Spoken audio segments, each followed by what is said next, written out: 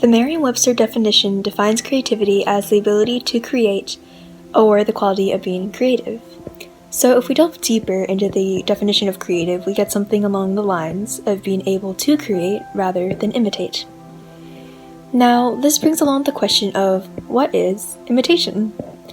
Imitation is quite the opposite of creativity, where one copies what already exists, as opposed to creating, where, for lack of a better word, a new thing is created. Now, from these antonyms, I can define creativity as the diametric of imitation. Now, this is a very broad and all-encompassing definition, so to narrow it down, the main points of creativity is that it cannot be based on things that already exist, and from this, it can be deduced that creativity must come from the imagination. Hi, I'm Portia, and this is my 2020 SEP application video. Based on my previous definition of creativity, the most creative project that I've witnessed is religion. Now this may seem a little bit touchy, but bear with me. Way back when humans first started wondering how we first came into existence, one person suggests the idea of a god or multiple gods, and they support the existence of these gods through natural occurrences such as floods or droughts. Now, if we fast forward to 2020, many of these religions are still being practiced, and new ones are continually being created. It's amazing that all these different ideologies were created to explain one thing: existence. Now that we've established a definition of creativity, why is it important to know? So my school definitely thinks it's useful to have the skill of creativity because we have a school-wide program called Portrait of a Graduate, or POG abbreviated. And out of the 5 goals that this program outlines, one of them is creative and critical thinker. We work with this POG skill through all 4 years of our high school career, and it's also compiled into a POG website that was a new thing that was introduced this year. Now, during the school year, we work with our POG traits through quarterly reflections, which are mostly completed in English. And English is also a class that puts more emphasis on the creative and critical thinker skills. And some of the activities that we did in English that helped with this were triple entry journals that helped us compile evidence into essays and eventually an infographic visual. These activities match the goals that my school outlines in their POG traits, as well as my own definition of creativity. So our triple entry journal was a worksheet that we had to fill out for the book that we were currently reading, and the book that I was reading was Feral to Manzanar. So the 3 columns that had to be filled out were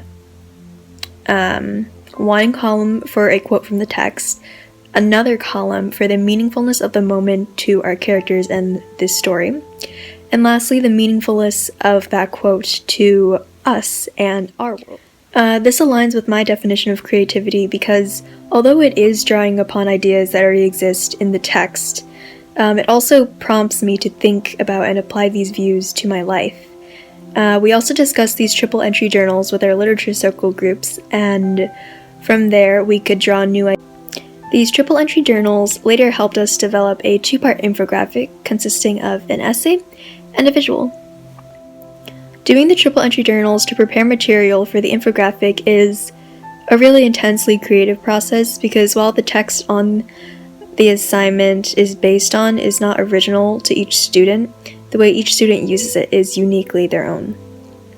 The process of creating the infographic visual also requires creativity because students were asked to create a completely visual representation of the points that we outlined in our analysis essays.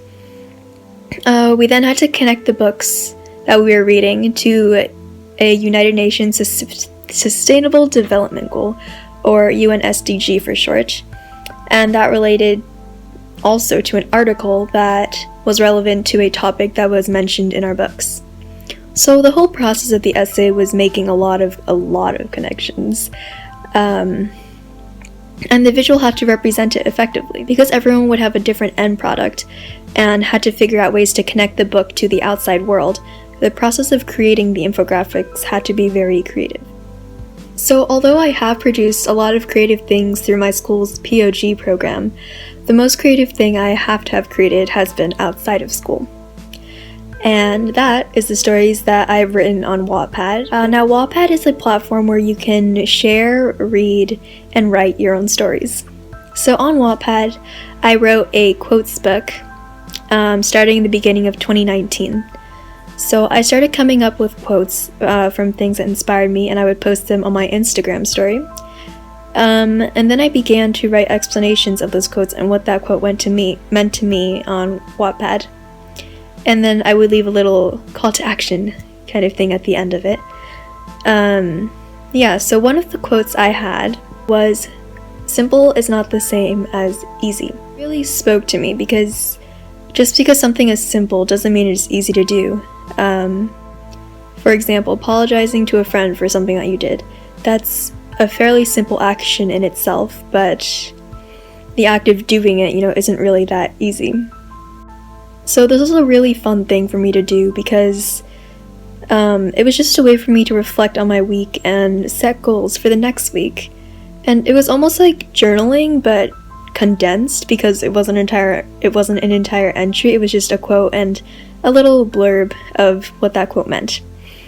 And I know I'm probably definitely not the first one to make inspirational quotes, but I think that the way I presented them and showed what they meant to me was a way that hadn't been used before. And yeah.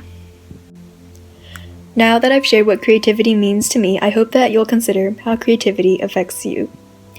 Thank you for watching.